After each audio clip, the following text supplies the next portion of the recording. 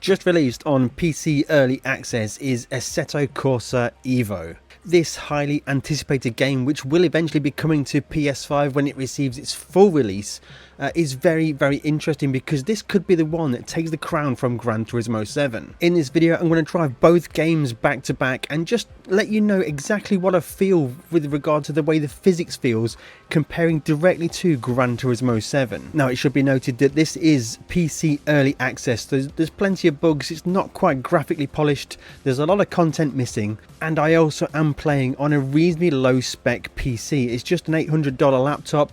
I'll give you the full specs for this machine that I'm running on in the description below. We won't be comparing graphical fidelity or anything like that, it's just going to be a driving physics comparison. And also to note, an extra load on my PC is that I'm capturing this footage on that same PC that's running the game, so please bear that in mind as well. The car I will be using to drive in Assetto Corsa EVO and in Gran Turismo 7 is the Alpine A110. It is the same car, it exists in both games. And I will be driving both cars at 8 AM Brands Hatch Indy. Speaking of close comparison, I've also tried to match as close as physically possible the FOV, the seating position, the pitch, the height, the distance on AC EVO compared to Gran Turismo 7. I will also set TC to be off on both of the games, and I'm going to leave the ABS settings on default for both games. I'm going to give it a little bit of time to warm the tyres in Assetto Corsa EVO because that is a thing. I'll give you just a bit of feel. Now the graphical frame rate isn't ideal because I'm obviously running on pretty poor hardware and also recording video at the same time, but we can still get a feel for the way the car drives. I've also turned the force feedback down in AC EVO to try and give a more similar kind of force feedback strength to what I get in Gran Turismo, so I can try and compare them as closely as possible. So already I can feel the car wants to move around quite a bit in AC EVO, and it flows really nicely, I've got to say. The weight in the wheel feels good, the force feedback feels quite responsive and intuitive. On the brakes into this very tricky corner, and it just starting to slide and wide on the grass there into the gravel. You could feel it weight up though as we got to the bottom of the hill. Rotating around this slow corner. I think we'll probably do that in third gear perhaps. Flowing through this left-hander. We're wide there, but that's not going to matter. We've already invalidated this lap time. You can really feel the rear start to come around when you get on the brakes, and it wants you into opposite lock there. It really does. It definitely encourages you to get steered into that slide, which is a nice feeling. I've got to say that the physics feeling in AC EVO feels really quite sharp. I'm really enjoying what I'm feeling with the way the car drives, and as the car it really does weight up at the bottom of that compression there. A bit hot into the corner there, which is encouraging a bit of a slide. Now down the hill, braking and turning, just get the clipping point. Oh, a little bit of snap of oversteer, easy to correct. It really does encourage the correction. Now I'm doing the Indy circuit because it allows me to repeat corners as frequently as possible, which is a really good way to get good comparisons. Doing the same corner over and over again is a great way just to repeat the process and figure out exactly how something feels. We'll just get the most amount of laps in for the time we're driving. So braking just end of the barrier, down 2 gears into 4th gear, flowing it in through turn 1, getting on the gas and just loading up at the bottom. It really does feel good, that does. Braking just before the bridge, that's definitely too deep there. On the gas on corner exit, real bad frame rate coming through that corner there, but that is my hardware, that's not, well, not necessarily to do with the game. Oh, a little bit of a corner exit, wobble there. Flowing through here, staying in 4th gear, touching the apex, touching the other side of the apex. Big lock up. 3rd gear, waiting for it to steer. Getting on the gas on corner exit. The car is sliding, smooth slide on corner exit there. That was pretty good. Running up to the red line in all the gears. End of the barrier. Brakes. Oh, big slide there. Big slide. We've almost gone a full turn of opposite lock there as we're going into turn 1. 53.0 is the best lap time so far. 53 seconds flat is the current best lap time. Let's put a push lap in and see what we can do. Brakes now flowing into turn 1. Getting the car just the compression, grips up at the compression. That's lovely on the brakes just before the bridge. Might be a bit deep on the brakes there. Can we bring it back at the corner exit? Not too bad. Looking for the braking point through the left. Just about keeping in track limits. Very generous track limits. Oh, that's a bit deep there. I'm going to throw it in. Needs a lot of work to keep that in check. On the gas corner exit. So we're up. What is the lap time going to be? If you can really work the car, it really does need a lot of effort to keep the car in shape. 52.6. Can we go faster? A little bit too much really, and then we go, we've snapped. That's the driving in AC EVO. Let's go and see how it drives in Gran Turismo 7. Straight into Gran Turismo 7 now, and I bought a brand new car from the dealership just specifically for this, and we're going to brake at the end of the barrier just like we did before. We're just carrying the speed in. It feels just a bit lighter on the detail on the force feedback before the bridge for turn 1, and corner speeds seem quite comparable. I gotta say, smoothness is way through the roof for Gran Turismo 7, as you'd expect, just because of hardware. That's no slight on AC EVO at all. Running through here, I'm up to 5th gear here, which I wasn't in AC EVO. Just generally, there's a lot less drama going on in Gran Turismo 7. Everything just seems a bit easier, although we still can get the slides off, so we've got no TC on in Gran Turismo as well.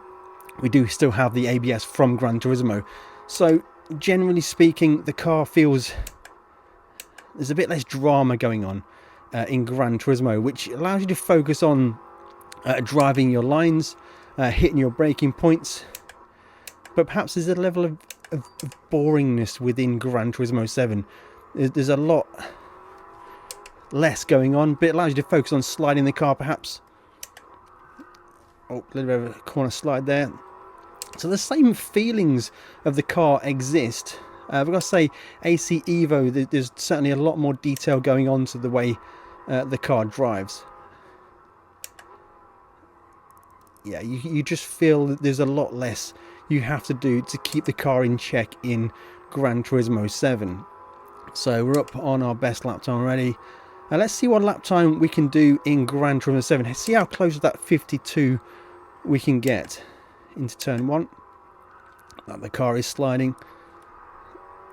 It doesn't feel the weight. It doesn't grip up into turn 1's compression like it does in AC EVO. We can still hit the 2 deep line.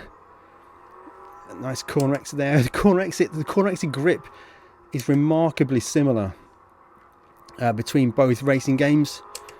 On the corner exit here, we're looking good. Gear up here.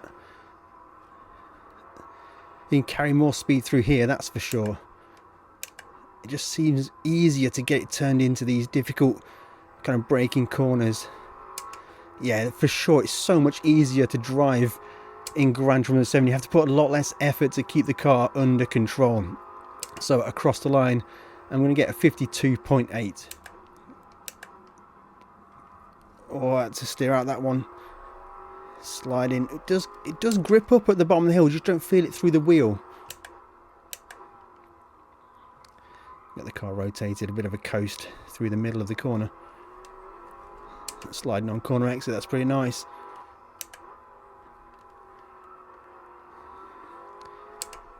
That's not too bad through there. Using all the track.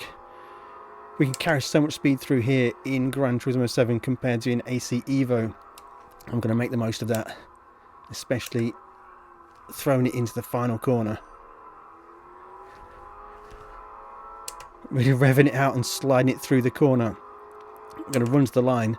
0.2 up on our best lap time already. So to the line, that's going to get us a 52.603. I think that's pretty close to what we got in AC EVO. I need to look back at that one. Let's switch back to AC EVO now. Now, it wouldn't be a fully fair test without going back to AC EVO and just seeing how it feels to go for an ABA style test. And yeah, immediately going back to AC EVO. Now, guys, I've actually turned my camera off because AC EVO doesn't seem to play nicely with a bunch of other things on my PC, but that's a side point. Going back to AC EVO, yeah, there's just so much more going on with the way the car drives as you steer into the corner. There's just a lot more to do to drive the car in AC EVO. Just the micro corrections that are required, just the micro feelings that as you kind of start to steer the car, you feel the feedback through the wheel. Through turn one, it's significant where you just feel the wheel just load up at the bottom there. That is a remarkable feeling in AC EVO. And I think once we get full release and we've got free roam, driving around the Nordschleife, driving around the free roam roads around there as well, I think that's going to be pretty incredible, driving a fully simulated car dynamic on public roads. I think that's going to give a lot of people a bit of a wake-up call as to how difficult it is and how dangerous it can be to drive a car fast on public roads. Now, I wanted to round off this video driving essentially a race car. This is a 488 challenge car, and I just want to show you the different views that are available to you. Now, you've got the view which you might be familiar with from ACC, that I use this view a lot, and I personally think this view is fantastic because it gives you the kind of, I've got a steering wheel in front of me already. I don't need that steering wheel. This gives you that dash cam, and wow, the car with no TC on at all, and it just gets going. It really is quite fast, and yeah, it just feels really good in a race car. It feels really harsh, really aggressive. And now I do have ABS in this car, but I have turned TC off. Now, I think it sounds good as well. Coming onto the straight now. Just teasing the throttle onto the straight now and just ripping through the gears. This car feels absolutely fantastic. On the brakes a little bit earlier than we are in the Alpine, just to get the car slowed down. Just brushing the apex in turn one, and the compression at the bottom feels great in this car as well. Really good through the downshifts. This nice sequential gearbox. A little bit of snap of oversteer there. Easily correctable, easily catchable, which is nice to see. And I think it just feels good to drive. I'm very impressed with the physics in AC EVO so far, guys. It is almost what we expected from QNOS simulations, and I just hope they can build the rest of the game framework which matches this incredible physics simulation they've got going on in AC EVO. AC EVO, first impressions of the way the car drives and the physics is I'm highly impressed, considering we're only here on the first early access release, and we've got all the way until the fall of 2025 when it's released as version 1.0 and also available on consoles including PS5. I think this is quite an exciting proposition. Now, this early access isn't just to allow general customers to play this early, a full game release. This is genuinely, you are paying to be part of the beta testing program and to test content as and when it comes available. Don't be under the impression, guys, that it's a fully polished game. It's far from that at all. But I think what we can tell from the physics engine already, because that is the framework, that is the heart of the game. I'm incredibly impressed with the framework here. Make sure you're subscribed because I'll be covering this game in more detail as we go along. I'm desperately in need of a new PC, that's for sure. If you want to know what other hardware I use, then check out the video that's on screen right now. That'll be my review of the Moser R5 wheelbase.